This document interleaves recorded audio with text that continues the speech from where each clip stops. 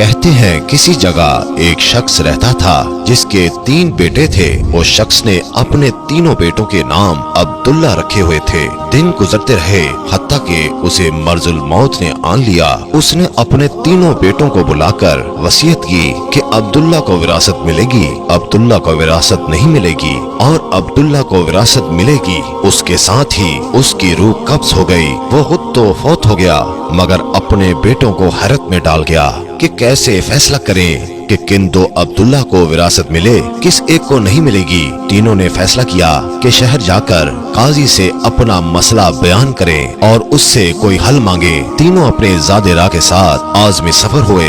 रास्ते में उन्होंने एक ऐसे शख्स को देखा जो अपनी किसी गुमशुदा चीज को तलाश करता फिरता था। उन भाइयों के पूछने पर उसने बताया कि उसकी ऊँटनी गुम हो गई है जिसे वो तलाश करता फिर रहा है। किसी एक अब्दुल्ला ने पूछा, क्या तेरी ऊँटनी एक आंख से कानी थी? उस आदमी ने कहा, हाँ ऐसा ही था।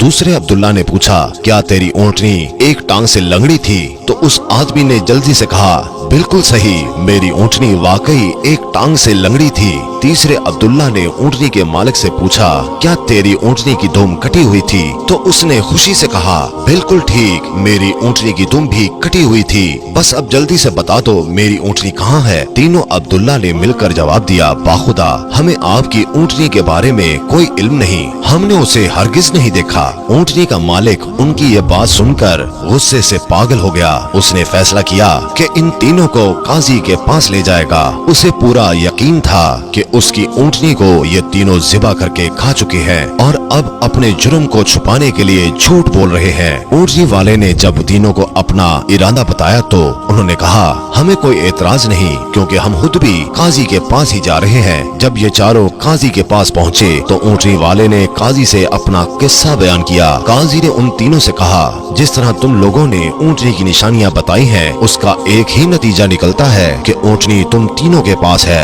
बेहतर है तुम तीनों अपने जुर्म का एतराफ कर लो। पहले ने कहा, जनाबे आली, हमने ऊँटनी तो नहीं देखी थी, हाँ अलबत्ता ऊँटनी के आसार जरूर देखे थे। जब मैंने उसे कहा था कि तेरी ऊँटनी एक आंख से कानी है तो मैंने देखा था कि रास्ते के एक तरफ का घास तो खूब चढ़ा हुआ था मगर दूसरी तरफ का वैसे ही मौजूद था। उसका एक ही मतलब था कि ऊँटनी एक आंख से कानी रही होगी। दूसरे अब्दुल्ला ने कहा, मैंने तो देखा था कि रास्ते में 3 कदम तो गहरे लगे हुए हैं जबकि चौथा कदम जमीन पर मामूली पड़ा हुआ था, जिसका मतलब बस इतना ही बनता था कि ये जानवर लंगड़ा भी था। तीसरे अब्दुल्ला ने कहा, ऊंट जब राह चलते हुए अपना गोबर गिराते हैं तो दुम से इधर उधर बखेरते हैं, जबकि हम जिस राह से आए थे वहाँ पर गोबर एक ही लाइन में सीधा गिरा हुआ था, जिसका एक ही मतलब हो सकता था कि ऊँटनी की दुम कटी हुई थी जो अपना गोबर दाएं बाएं नहीं फैला पाई। काजी ने बगैर किसी देर के उस आदमी की तरफ देखा और कहा, तुम जा सकते हो,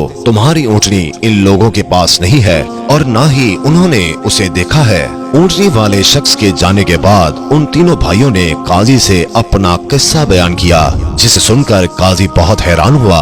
उन तीनों से कहा, तुम आज की रात मेहमान खाने में ठहरो, मैं कल तुम्हें सोचकर कोई हल बताऊंगा। तीनों मेहमान खाने में जाकर ठहरे तो उन्होंने महसूस किया कि उनकी निगरानी की जा रही है। कुछ देर के बाद उनके लिए खाना लाया गया जो गोश्त के पके हुए सालन और रोटियों पर मुश्तमिल था। पहले ने खाने को देखते ही कहा, ये सालन कुत्ते के गोश्त का है। दूसरे ने कहा, रोटियां जिस औरत ने पकाई हैं वो हमल के साथ पूरे दिनों से है। तीसरे ने कहा, ये काजी हराम की औलाद है। बात काजी तक पहुंच गई। उसने तीनों को दूसरे दिन अपनी अदालत में तलब कर लिया और तीनों से मुखातब होकर कहा, तुम में से किसने कहा था ये कुत्ते का गोश्त पका हुआ है? पहला बोला, मैंने कहा था। काजी ने बावर्ची को बुलवा कर पूछा तो उसने एतराफ किया कि पकाने के लिए कुछ न था तो उसको शरारत सूझी और उसने कुत्ता मारकर उसका गोश्त पकाया और उनको खाने के लिए भिजवा दिया। काजी ने पहले से पूछा, तुम्हें कैसे पता चला ये गोश्त कुत्ते का है? तो उसने बताया, गाय, बकरी या ऊंट के गोश्त के नीचे चर्बी लगी होती है, जबकि ये सारा चर्बी नुमा था जिसके नीचे कहीं कहीं गोश्त लगा हुआ था। काजी ने कहा, तुम वो अब्दुल्ला हो जिसको अपने बाप के माल से विरासत मिलेगी। काजी ने दोबारा उनसे मुखातब होकर पूछा, किसने कहा था ये रोटियां ऐसी औरत ने बनाई हैं जो 9 माह के हमल के साथ अपने पूरे दिनों से है? जवाब में दूसरे ने कहा, मैं हूँ जिसने ये कहा था। काजी ने पूछा, तुम्हें क्यों कर ये लगा? तो उसने कहा, मैंने देखा रोटियां एक तरफ से फूली हुई और खूब पकी हुई हैं, तो दूसरी तरफ से कच्ची और मोटी रह गई हैं। मैंने उससे यही औज किया कि रोटियां बनाने वाली ऐसी खातून है जिससे तकलीफ के मारे ज्यादा झुका नहीं जा रहा और वो सामने की चीज भी नहीं देख पा रही, जिसका मतलब यही बनता था कि औरत हामला है और रोटियां बनाने में तकलीफ महसूस करती रही है। काजी ने दूसरे से भी कहा कि तुम वो अब्दुल्ला हो जिसे अपने बाप की विरासत से हिस्सा मिलेगा। फिर काजी ने तीनों से मुखातब होकर पूछा, ये किसने कहा था मैं वल्दुल हराम हूँ? तीसरे ने जवाब दिया, ये मैंने कहा था। काजी उठकर अंदर गया और अपनी माँ से पूछा, क्या ये सच है कि वो हरामी है? तो उसकी माँ ने कहा, ये सच है कि तुम हराम के हो। काजी ने वापस आकर तीसरे अब्दुल्ला से पूछा, तुम्हें क्यों कर मालूम हुआ कि मैं हरामी हूँ? उसने जवाब दिया, अगर तुम हलाली होते तो मेहमान खाने में हम पर निगरान न मुकर्रर करते, न ही कुत्ते का गोश्त पकवा कर हमें खाने के लिए भिजवाते और न ही कच्ची रोटियां किसी मजलूम औरत से बनवा कर हमें खिलवाते। काजी ने उसे मुखातब